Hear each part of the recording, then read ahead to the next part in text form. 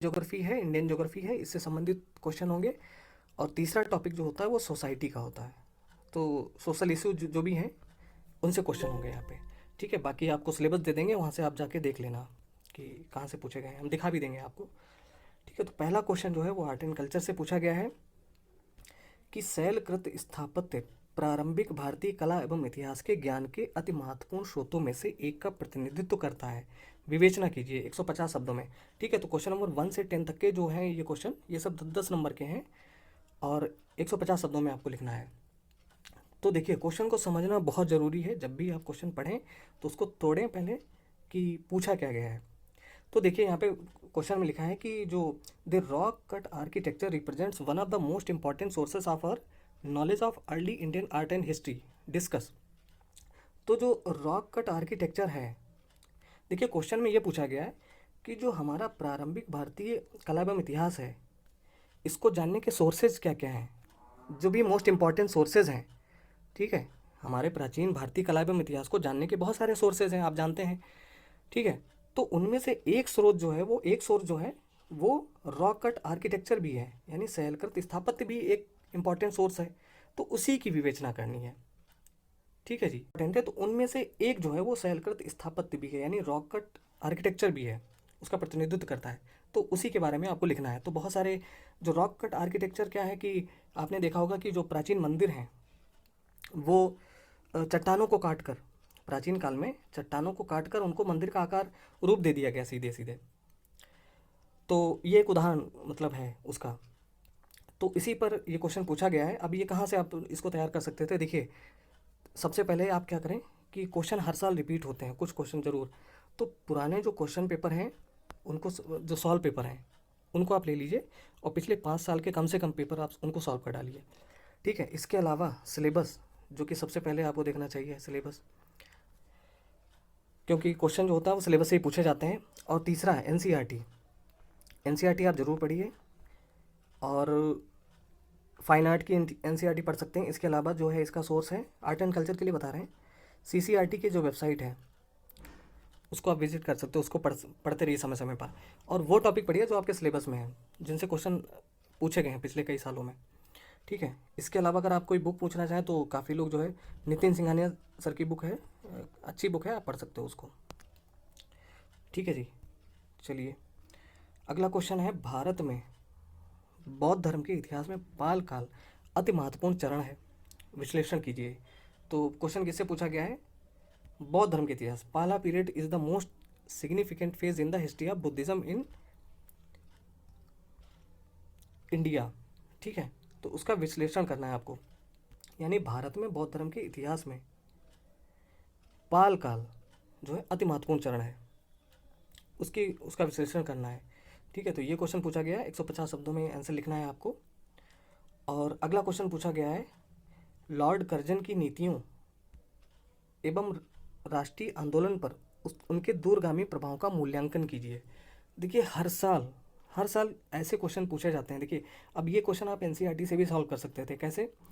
Last year एक question पूछा गया था, आपको याद होगा कि पिछले साल, कि 1857 की जो क्रांति हुई थी, ठीक है, तो वो जो 1857 की क्रांति हुई थी वो उसके पिछले 100 साल में जो भी घटनाएं हुई थी, जो भी विद्रोह हुए थे, उसका परिणाम थी वो क्रांति। ठीक है, तो ये मैं आपको इसलिए बता रहा हूँ कि कोई टॉपिक आप पढ़ो एनसीईआरटी से तो ये देखो वो घटना हुई क्यों और उसका आगे क्या क्या परिणाम हुए उस घटना के। तो ऐसे ही क्वेश्चन हर साल, देखिए डायरेक्टली तो वैसे क्वेश्चन पूछे नहीं जाएंगे किसी, चाहे एनसीईआरटी हो, स्पेक्ट्रम हो, कहीं से भी आप पढ़ो, विपिन चंद्रा कुछ भी पढ़ो, आप सीधे सीधे क्वेश्चन नहीं पूछा जाएगा, आप नहीं पूछे जाते वैसे। उनके आगे वो घटना हुई क्यों और उसका भविष्य में क्या परिणाम हुए, उसी से संबंधित क्वेश्चन पूछे। जैसे लास्ट ईयर 1857 की क्रांति का पूछ दिया गया था कि भाई वो जो हुई थी वो उसके पिछले 100 साल में जो विद्रोह हुए थे, जो एवं राष्ट्रीय आंदोलन पर उनके दूरगामी प्रभाव का मूल्यांकन करना है। अब जैसे कि बंगाल विभाजन लॉर्ड कर्जन के समय में ही, कार्यकाल में ही हुआ था, तो उसके दूरगामी प्रभाव क्या क्या हुए थे, स्वदेशी मूवमेंट शुरू हो गया था, स्वदेशी आंदोलन। ठीक है, तो सब लिख सकते हो आप। तो इस तरीके से पढ़िए, कोई भी बुक पढ़िए आप। अगला क्वेश्चन है ज्योग्राफी से, परिप्रशांत क्षेत्र के भूभौतिकीय अभिलक्षणों का विवेचन कीजिए, यानी discuss the geophysical characteristics of circum Pacific zone. ठीक है, जिसको कहते हैं रिंग ऑफ फायर। जो वर्ल्ड मैप आप देखेंगे तो उसमें जो रिंग ऑफ फायर वाला क्षेत्र है उसी को ही कहते हैं सर्कम पैसिफिक जोन, तो चर्चाओं में रहता है, तो डायरेक्टली वहीं से पूछा गया क्वेश्चन।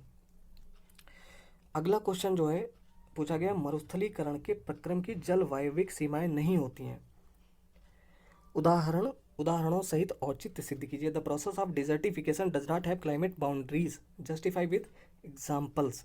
ठीक है, तो इस तरीके के देखिए, आप अगर आप आर एस टी वी वगैरह, राज्यसभा टीवी, उसमें कुछ टॉपिक्स ऐसे हमें लाए जाते हैं, तो वहाँ से भी आप लिंक कर सकते हो, कुछ नोट्स बना सकते हो इस तरीके के टॉपिक्स के लिए। तो ये मरुस्थलीकरण पर एक क्वेश्चन पूछा गया है, पहले भी ऐसे क्वेश्चन पूछे जा चुके हैं।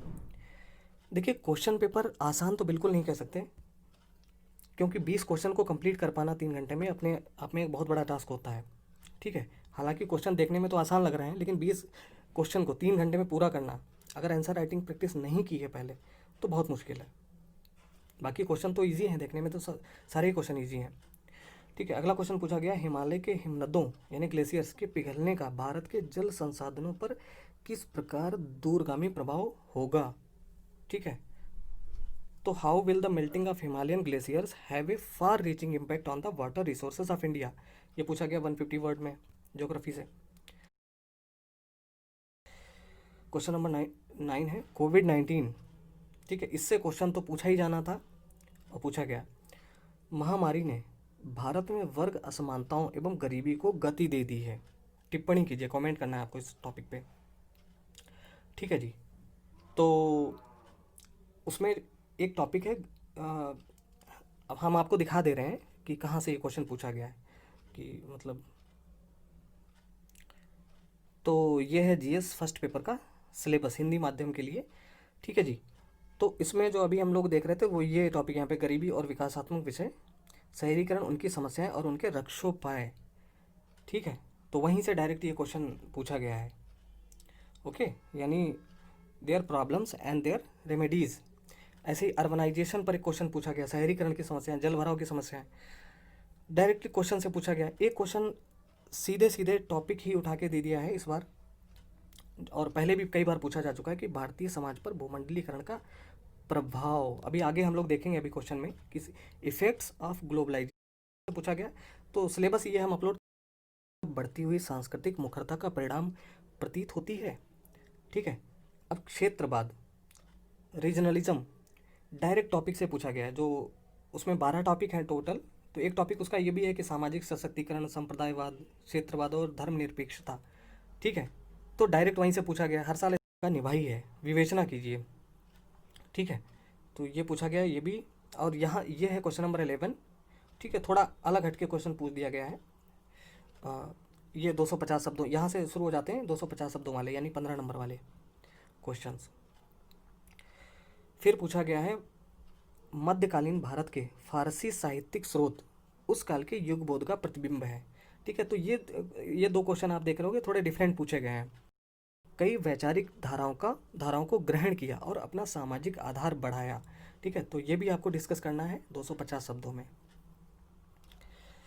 अगला क्वेश्चन है, नदियों को आपस में जोड़ना, सूखा, बाढ़ और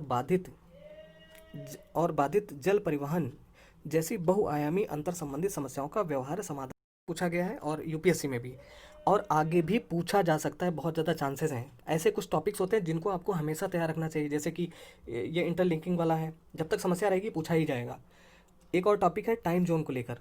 ठीक है, मुझे याद आ गया तो बता दिया आपको, उसको हमेशा तैयार रखो कि भारत में 2 टाइम जोन की आवश्यकता महसूस की जा रही है, तो उस पर क्वेश्चन कभी भी पूछा जा सकता है। स्टेट पीसेस में शायद पूछा भी गया है कई बार, एक आध बार। ठीक है जी, तो ऐसे क्वेश्चन हमेशा तैयार रखिए आप। अगला क्वेश्चन है, भारत में 10 लक्षीय नगरों, यहाँ पे लिखना चाहिए 10 लाखीय नगरों। ठीक है, भारत में 10 लक्षीय नगरों जिनमें हैदराबाद एवं पुणे जैसे स्मार्ट सिटीज़ भी सम्मिलित हैं।